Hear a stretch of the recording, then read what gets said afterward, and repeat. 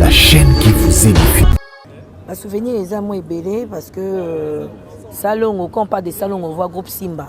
Ngaza moi na une fille à papa Elombe, na évolué na maboka papa Elombe et tozaki na opportunité wana ya kosala ba nzonzing la rezaki na ba cassette na ba DVD ko tourner na ba groupe salon. Donc papa zako pona moko azomema biso tozo jouer na ba groupe salon. Donc c'est de là que naebaki papa ko dit pe na chaîne na SB à Presta qui paye. Na film à confiteur. Confiteur. Confiteur. Confiteur. Confiteur. Il y a un italien. Merci. Tu as marqué tes binemi dans la bébé. Donc bon, tu as bien merci mal au meilleur le bénéfice au bengse qui papa ko dit na film na yo. L'air au bengse papa ko dit. On a lingé à jouer ming barol ni. Bon. Quand je vois, je vraiment comme papa ni bazananda. Monde tozara papa penza avec papa na autorité ni nyonso. Un père de famille, na tchaki epé papa ya bani belé. Ba découvrir qui azaki na mwasi na mi balé abota bana ba yeba kité bana ba ko découvrir après. Donc nazoy ka juste ka rendre tout monde na salon on ezoko ko salade. To yibi maye en plus moi je suis une fille de papa Elombe. Voilà, à la caca. Paulin, qu'est-ce que vous allez? Qu'est-ce que vous allez, SB, bonsoir. Bonsoir, Paulin. Merci. Habité par rapport à l'ouest papa Koudi, comme il y a habitude dans l'artiste congolais, ceux qui te limitent qu'on a mort au lobby, nous sommes ce fort pour faire. Te limitent qu'on a pas Koudi lobby, on peut maman dit qu'il a habité message mais vous avez non Paulin, faut rectifier ça habitude. Les lois ils pour la ils ont zéla batunyon so. Sur hôtel mi lolo na ba mort, au moins ba bibembe bibélé. Bazaka ba artiste était. Ezaka parce que pour tous abattements tous a connu, lui commune de bolobi qu'ils a habitude. Donc lui ils ont zéla mutunyon so. Ils ont commis bon. To pe saka le kumu na Nzambe et mes condoléances aussi à tout le monde pour la maman dit tawazali maman abiso. Autoti kabiso mukula lelo. Donc ezaka ba coïncidence moko elandani. Donc ils a habitude. Voilà. Si la vie le bécam, moi qu'est-ce que mon Dieu là. Moi t'es. Par rapport à Toza matanga bon. Ben, le plus grand souvenir que moi, je peux dire, c'est quand j'ai eu la chance de travailler avec Chitengensana, le directeur Chitengensana, au niveau de la télévision nationale, dans le groupe Salongo. C'est un vieux, quand je suis arrivé, quand il m'a reçu, il m'a dit oublie tout ce que tu as fait. Ici, pense au rôle qu'on t'a confié et tu feras merveille.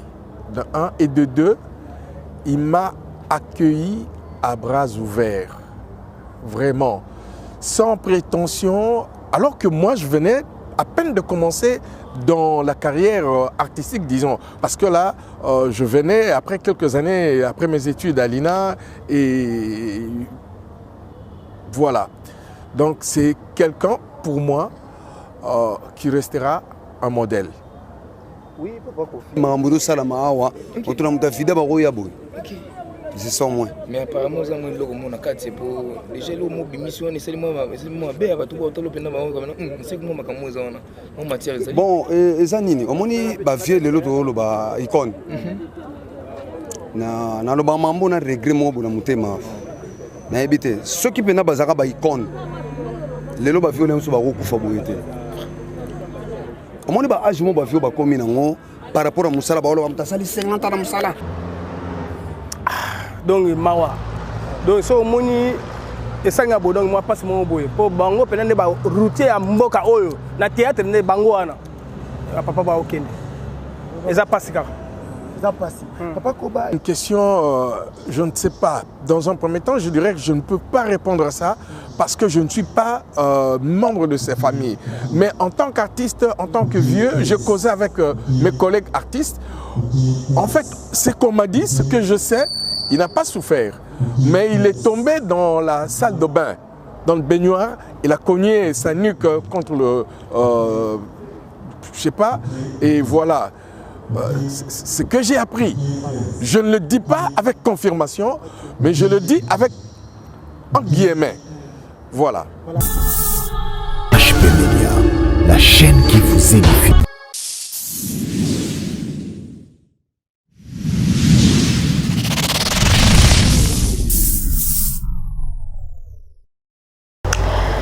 kolala kolamukeza habitude te tant tozolalaka tozolamukaka en tout cas faut topesa merci na Nzambe merci vraiment au Seigneur Jésus-Christ pour le souffle de vie pour na makasi pour na vivacité en tout cas lamusi biso lisusu to lamuki lisusu et dans na makasi na biso te ce n'est pas parce que na sala qui programme moko boye les lots na zaki na projet moko boye zaki plus importante yango esali que na la mukalelo te ezaka mape ngolu ya Nzambe likolo ya bomo na biso en tout cas yo azosala o esengé parce que il fait toutes choses bon en son temps ye asala ka makambo ne azaka na conseiller te azaka na muta ko interpeller le bateye Nzambe ko to sali bien te parce que à ce net moment tozana bato oyo tozolela na moment oyo eza na bato oyo bazokende pe kokunda bango eza pe na ba oyo sikoyo bazokunda na makama ba musu na ba soins intensifs na kata bopito na bakaya ndenge na ndenge en tout cas soki biso toza boye eza te po biso toleki bango non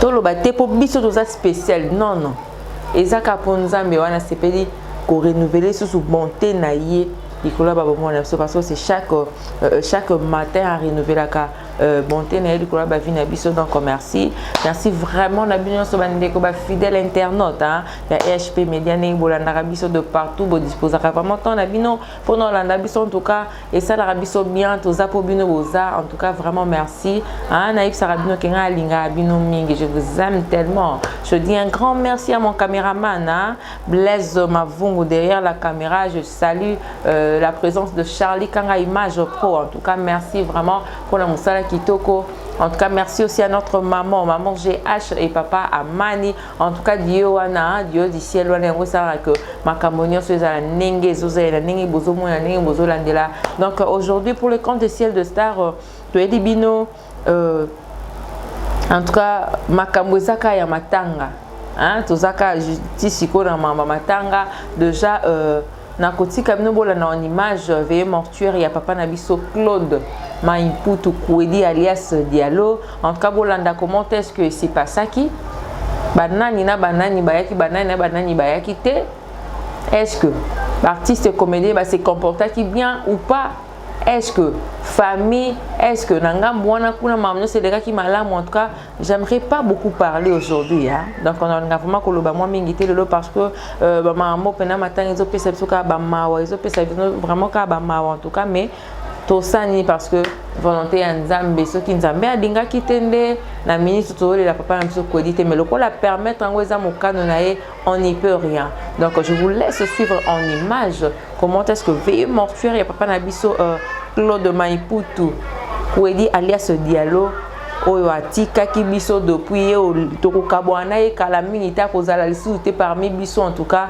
et puis tokozonga pour to continuer makambo etikali na nsima toyoki sango ya papa tokundi te toyoki sango ya mama Nzita vraiment napesi famille mobimba na mwana na ye waza collègue na biso ye pe ajoa na kombo ya mama na ye Nzita donc napesi famille na ye vraiment mes condoléances na biso moko pe courage kaka parce que eza feti te eza matanga donc toana esengo te donc Nzambe apesa biso kaka makasi mpo kopedra bato eza pasi eza ya solo bapesi ba honneur na ye mais yo yebi ba honneur oyo tolinga yango ntango moto aza nano na bomoye avivre mpenza bolingo ndenge balingaka ye mais n'empêche essentiel déjà basali makambo nyonso to ekende malamu ezokende mpe malamu ekokende malamu papa Kwedi azalaki moto aboye ya logique azali papa moko ya logique azalaki moto aboye te donc yango tokosenga mpe na matanga nekende kaka na ndenge ya kimia ndenge ye moko azalaki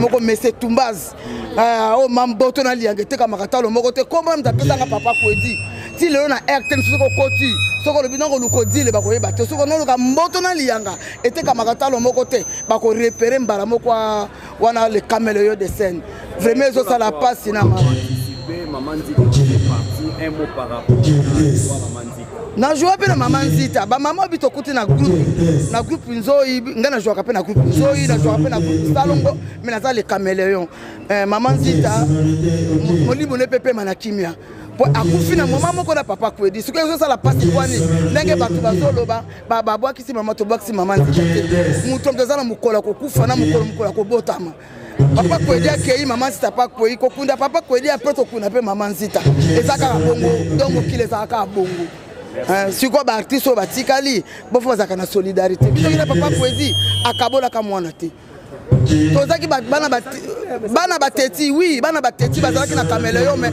soki bovandi mpenza azoloba ozosentir ke papa aza kolegi te na bandeli yango na biso na kameleyo aza papa po ayebi kotia mwana mona esika po bato maboma bazalaki na groupe kameleyo mais soki azwi atio mpenza na nzela alingaka boye tozoregrete tozosala biso mpasi na mawa mais choix eza te nzambe apesaki nzambe azwi kombo nyonso lokumu na monde entier na monde tosalaki eloko poko ezoleka na tele bamisusu bazoloba eloko oyo ezoleka na télévision osala yango bo tosala yango mpo na nini pourkui kaka artiste to acteur soki akufi mpo basenga mbongo soki osala maladi fo basenga mbongo pourkui tosalaka mosala motu fonde na mosala na ye fo korekonotre motu aza vivant tant moto aza na bomo ibozo reconnaître bien fait na ye na ba ofe na ye oyo asalaka ndenge asepresaka bato fo bareconnaître ye mais ezalaka mpasi na biso na Congo soki moto akufi nde bongo mosala bahonneur moko est-ce que akomona yango akotafuna yango akosimba yango te wana ekomaka trop tard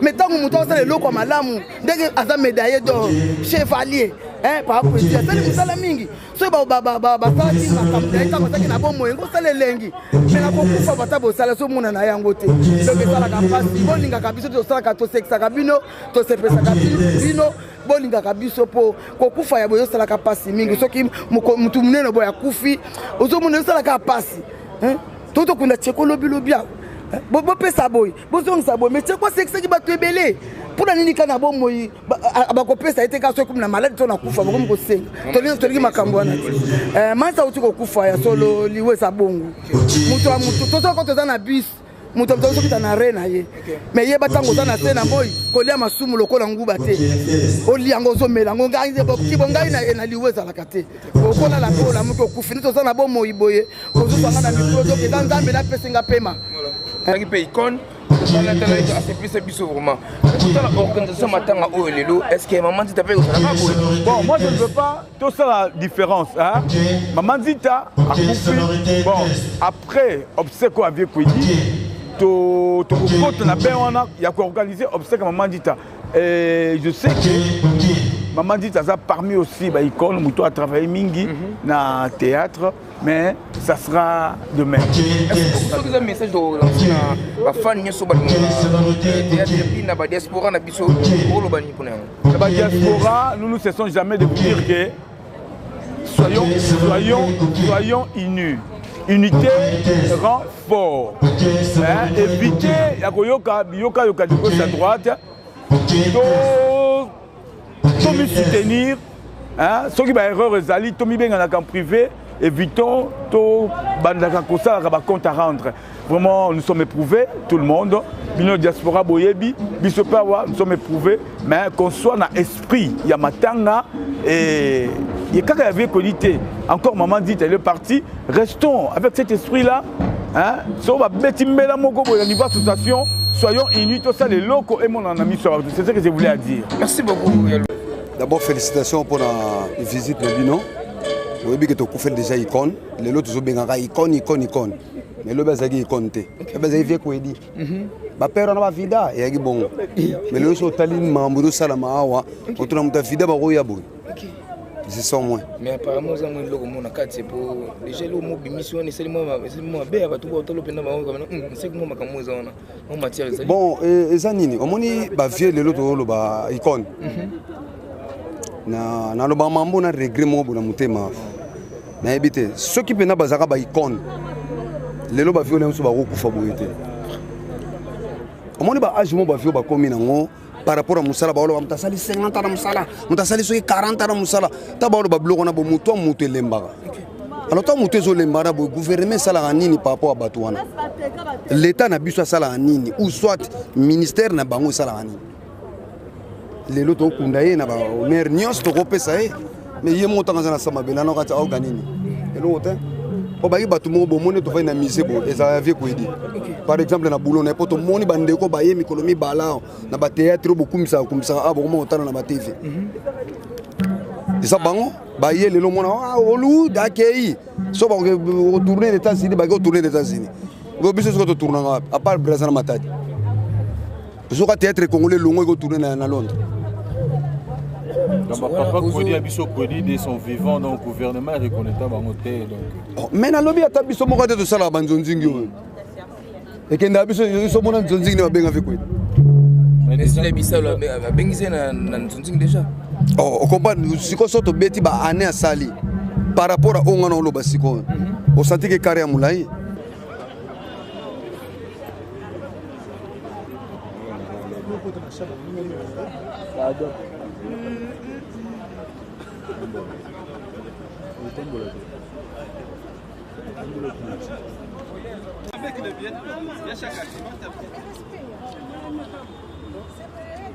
Ouais, je connais, je sais. On ignore les années, les pères bacs. On a ce qu'on va te demander, on a pas le bac.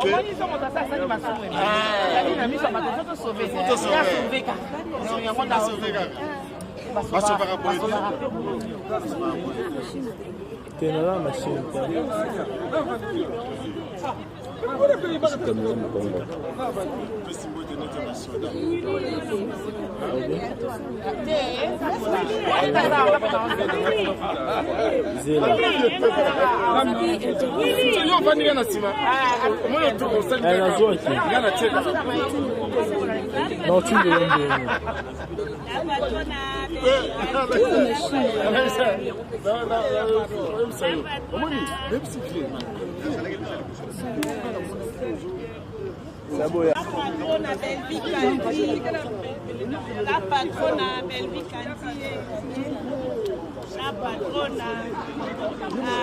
Bonsoir la bande de Cognon, mes condoléances à tout le monde et concernant Kabiso famille artistique, peuple congolais, biso nous là où azali doyen, azali icône nabiso, papa Maiputu Kwedi Watiki biso, ba ene nabiso amsala voilà, où ba pesi biso nzela.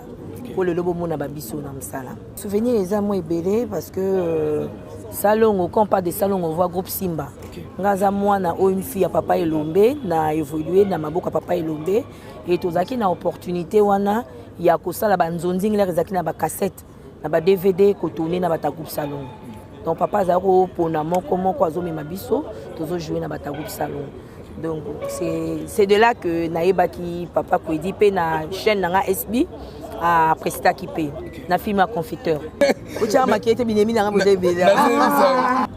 Bon, quand je vois, vraiment comme papa ni bazananda. Mon tozara papa penza avec papa na autorité ni nyonso. Un père de famille, na tchaki epé papa ya bani belé. Ba découvrir qui azaki na mwasi na mi balé abota bana ba yeba ki te bana ba ko découvrir après. Donc nazoika juste car rendre tout le monde en salon on est zéro au salade. En plus moi je suis une fille de papa Elombe. Voilà. Tu te liwa eza pour la ezanzela batunyonso. So hôtel mi lolo na ba morte, au moins ba bibembe bimebele. Bazaka ba artiste était. Ezaka parce que pour toza batmo toza connu, liwe commune de bolobi ki eza habitude. Donc liwa ezanzela mutunyonso. Eza et commis bon. Topé saka lokumu na Nzambe. Et mes condoléances aussi à tout le monde pour la maman dit wazali maman abiso ou tout tika biso mukula lelo donc ezaka ba coïncidence moko elandani donc ils habitude tous les lana bango elongo voilà donc bango pe ba kufeli parce que papa Kwedi a s'appelé ici en France à Batebele confiteur et là na italien merci Ocha makete binemi na Batebele donc botika bena merci malobo mera lobo kitoko bengse papa Kwedi na film na yo l'air au bengse papa Kwedi ono lingi a jouer ming barol ni bon nalingaka quand je vois namonaki vraiment comme papa ndi bazana ndako monde tozara papa penza avec papa na autorité ni nyonso un père de famille na tchaki epé papa ya bani belé ba découvrir qui azaki na mwasi na mi balé abota bana ba yeba ki te bana ba ko découvrir après donc nazoika juste car rendre tout le monde na salon on est zoko ko salade to yibi maye en plus moi je suis une fille de papa Elombe. Voilà, à la caca. Paulin, qu'est-ce que Zali? Qu'est-ce que Zali, SB, bonsoir. Bonsoir, Paulin. Merci. Éviter par rapport à l'oué papa qui dit, comme il y a habitude dans l'artiste congolais, ceux qui te limitent au Kondamoko lobby, nous sommes ce fois pour faire. Te limitent au Kondamoko lobby, on peut maman Zita qui il a évité message mais il faut non, Paulin, il faut rectifier ça habitude. Te liwa ils pour la ils ont zela batunyo so. Sur hôtel Milolo na ba mort, au moins ba bibembe belé. Bazaka ba artiste était. Ezaka parce que pour tous za batmo tous za connu, liwa commune de bolobi qu'ils ont habitude. Donc, liwa ils ont zela mutunyo so. Ils ont commis bon. Pour que ça le coup mon Nzambe. Et mes condoléances aussi à tout le monde pour la maman dit Tawazali maman Abisso. Donc, ils ont une coïncidence moko et l'andani. Donc, ils ont l'habitude. Voilà.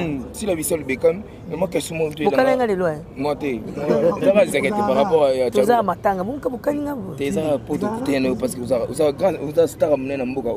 Si la vie seule est là, tout le monde matanga ya papa na biso koedi. Mais par rapport au matanga il est là maga, mais la organisation d'artistes vraiment va s'occuper de ça. Pourquoi tout ça? Naïm maman organisation, tu vois la photo na bato baza concerné nga artiste, naïm matanga comme tout le monde. Tu vois la papa na biso comme organisation nazara la organisation, tu vois la photo na bato baza quatre organisation, baza mieux placé à répondre. Voilà. Ce qui message repose na fan na bino balana vraiment théâtre à la loupe na bande ko tout balana n'importe le monde entier message no repose na bango. To le lana bango elongo. Voilà. Donc bango pe ba koufeli parce que papa Kwedi a s'appelé ici en France à Batebele. Batebele. Voilà. Merci beaucoup, Beka. Merci. Olé. Bonsoir, papa Kofi. Bonsoir. Oui, papa Kofi, on le sait bien que Kofi d'ailleurs, il y avait déjà artiste monné, l'icône à Mboka Nabiso, puisque Bino Boza, parmi Bateau, Bazala Kinaye, Bino Benande, Bena Bozala Kinaye, quels sont vos souvenirs pour papa Kofi? Ben, le plus grand souvenir que moi, je peux dire, c'est quand j'ai eu la chance de travailler avec Chitengensana, le directeur Chitengensana, au niveau de la télévision nationale, dans le groupe Salongo. C'est un vieux, quand je suis arrivé, quand il m'a reçu, il m'a dit oublie tout ce que tu as fait. Ici, pense au rôle qu'on t'a confié et tu feras merveille. De un. Et de deux, il m'a accueilli à bras ouverts, vraiment, sans prétention, alors que moi je venais à peine de commencer dans la carrière artistique, disons, parce que là, je venais après quelques années, après mes études à l'INA, et voilà. Donc c'est quelqu'un, pour moi, qui restera un modèle. Oui, papa Kofi,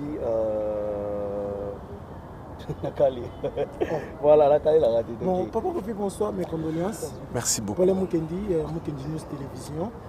Par rapport à Liwa, il y a papa Nabiso, il y a dit qu'il y a brisque à Kouéi.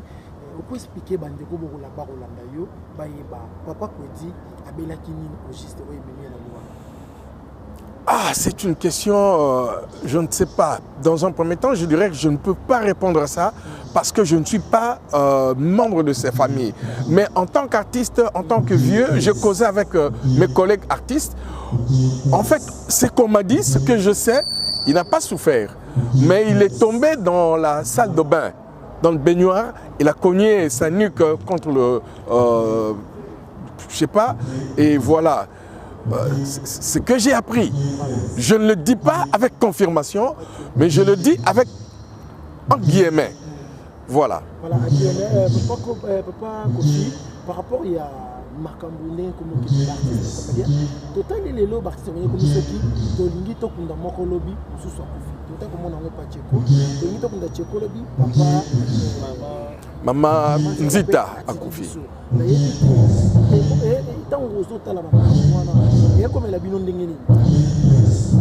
Ben moi j'ai toujours dit la mort Nzambe Moutou à Desidaka. Bon, quand on dit les artistes, effectivement toujours Koufamingi, à peine toujours se préparer pour un Tokunda Tcheko, papa Kwedi à Koufi. Mais non, la veille à Kokunda Kwedi, maman Nzita Koufi. Mais dites-vous bien aussi que moi je trouve ça normal. quand on prend le nombre de comédiens qu'il y a dans notre pays, quand on prend la population congolaise, c'est des millions et des millions. Mais les comédiens, ce n'est pas nombreux. C'est tout à fait normal que si un comédien meurt, ce comédien était connu par tous les Congolais, mais tous les Congolais ne sont pas connus par tous les autres Congolais. Comprenez? Je me dis, bon, mais vraiment, même moi, ça commence à m'inquiéter.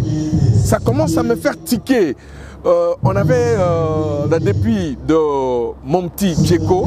On se préparait pour l'enterrement. Voilà, c'est le vieux Kwedi qui meurt. Et maintenant, à la veille de l'enterrement du vieux Kwedi, c'est Maman Nzita. Ben, mais je remets tout entre les mains de l'Éternel. C'est Dieu qui décide. C'est lui qui donne le souffle de vie. C'est lui qui le retire. Tout ce que je peux dire. Donc, Mawa. Donc, so moni. Et ça, moi, pas mon boy. Pour bango, peut-être ba routier à mboka oyo. Na théâtre ne bango ana. Papa ba okende. Et ça passe car. Ça passe. Papa Koba est comme on dirait habitude. La veille à Kokunda Moko, sous Swalanda.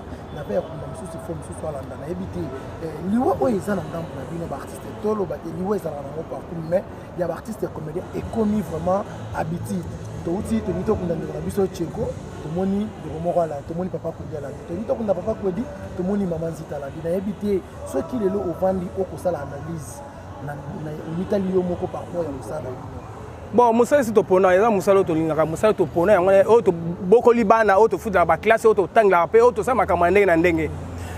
Toko bate liwa eza o liwa boina bote, liwa eza nzambe mo mutati na liwa. So lelo alebi lelo yokei. Ezate bobulaka te ne bobule oboyo te liwa ezali nzambe. Nzambe mutasa mokili na ye, mutaocha mutu na jour na ye. Do bobulaka ba mabe pena nde bobulaka. Bobulaka mabe te mais ezana makambo mo zo de kanakati internet par rapport à liwa papa Kwedi.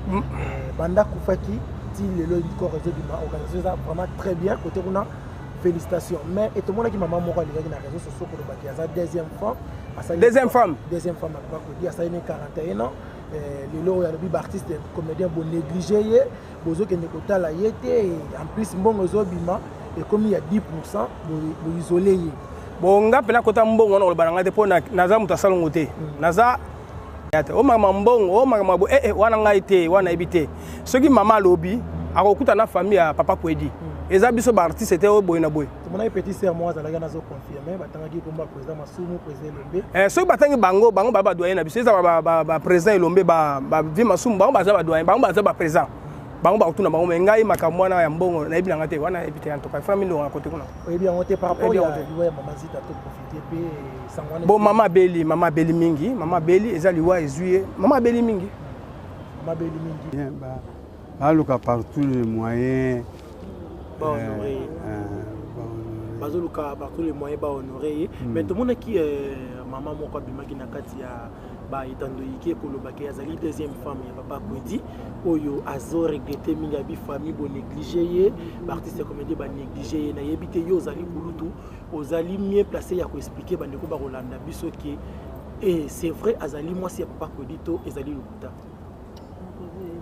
na yebi ti bu na confirmer ndeni na le bandé ni ti azali deuxième femme ya ngana yebite moi si mo ka te Angélique moi si mon rabo yebi Angélique mais tout le monde qui bande comment bazali kuna ku ba lo baki bazaba ndeko papa Kwedi babi asali 41 ans na papa Kwedi liwana ye en plus maman na papa Kwedi akufaki pa na ye c'est vrai ou les afou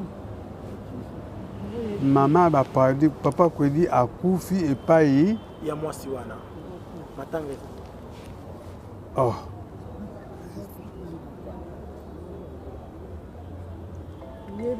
ye mo sanga alia azali na kati ya Kinshasa marqué awa na matanga to moni présence na été azaka na yolo na Kimbangu OK papa tout ça excusez tout le monde yeba mke par rapport à organisation des ndenge zo salima est-ce que organisation des zo salima ba ko itaki pe bino famille bo za pe na kati ya organisation yango poto ki te famille te mteza na membre organisation tozali kuna te non bino etali bino te membre organisation tomoni bato baye kointeresse biso te bongo toza kuna ndenge c'est que baintéressé bino te bandeko bakolanda j'espère que boza baintéressé bango te c'est-à-dire que matanga alobi bongo non tozolinga to tese tobakisi te mama lokola yo oza mieux placé koexplike biso mais bazolobaki mbongo yaki na famille basengaki bino 10%, c'est vrai ou faux?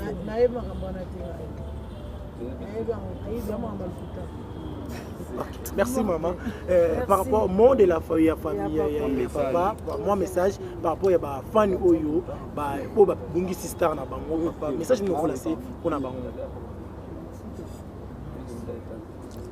Mais question na beaucoup poser ngo question beaucoup poser ngo na moi sina. HP Media,